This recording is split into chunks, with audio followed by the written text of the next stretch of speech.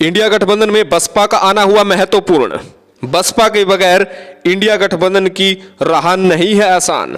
जी हां, कांग्रेस की मीटिंग में कांग्रेस नेताओं ने बसपा को साथ लेने की बात की तो बसपा नेताओं ने भी मायावती को इंडिया गठबंधन में शामिल होने की पेशकश की, लेकिन समाजवादी पार्टी का रवैया बसपा के साथ नहीं। वहीं 2019 के लोकसभा चुनाव के परिणाम में बीजेपी गठबंधन को 51% से ज्यादा वोट मिले थे तो समाजवादी पार्टी को 18% से ज्यादा, आरएलडी को 1% से ज्यादा तो कांग्रेस को 6% से ज्यादा। यानी समाजवादी पार्टी, आरएलडी और कांग्रेस का वर्तमान गठबंधन है तो टोटल 26% से ज्यादा वोट मिले थे, यानी बीजेपी गठबंधन से बिल्कुल आधे। वही 2019 के परिणाम में बीएसपी को 19.5% वोट मिले थे। यदि बीएसपी इंडिया गठबंधन में शामिल होती है तो कहीं ना कहीं यह आंकड़ा जो इंडिया गठबंधन का वो उत्तर प्रदेश में काफी कुछ बढ़ोतरी कर लेगा और बीजेपी को कड़ी चुनौती पेश करने के लिए अग्रसर कर देगा। वहीं 2022 के चुनाव परिणाम में जहां आरएलडी को 2.85 वोट मिले थे तो वहीं समाजवादी पार्टी को 32.06% वोट मिले थे।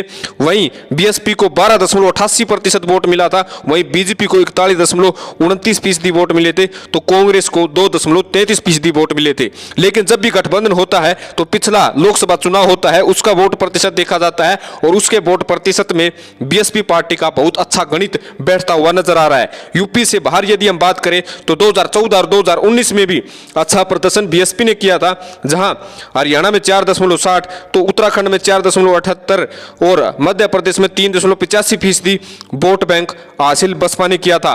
यानी पूरे देश में बसपा का लगभग 4% वोट बैंक पर अच्छा खासा दबदबा है और यह दबदबा यदि इंडिया गठबंधन में शामिल होता है तो नया मोड़ देश की राजनीति में आ सकता है। लेकिन मायावती सपा को इग्नोर कर रही है तो सपा मायावती को इग्नोर कर रही है। एक दूसरे के खिलाफ सपा और बसपा देखी जा रही है, जिसके कारण उत्तर प्रदेश की व इंडिया गठबंधन की राजनीति में कुछ अलग ही देखने को मिल रहा है। आपको क्या लगता है, क्या बसपा की एंट्री इंडिया गठबंधन में होनी चाहिए या बसपा को अलग चुनाव लड़ना चाहिए?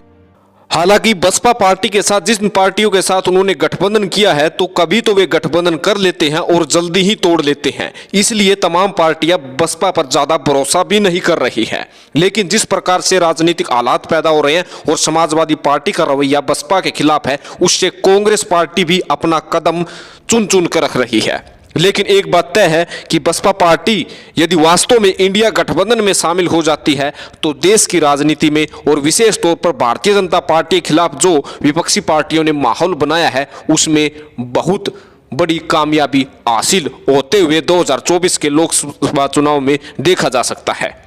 तो आप कमेंट करके जरूर बताइएगा, चैनल को जरूर सब्सक्राइब कीजिएगा। धन्यवाद। जय हिंद।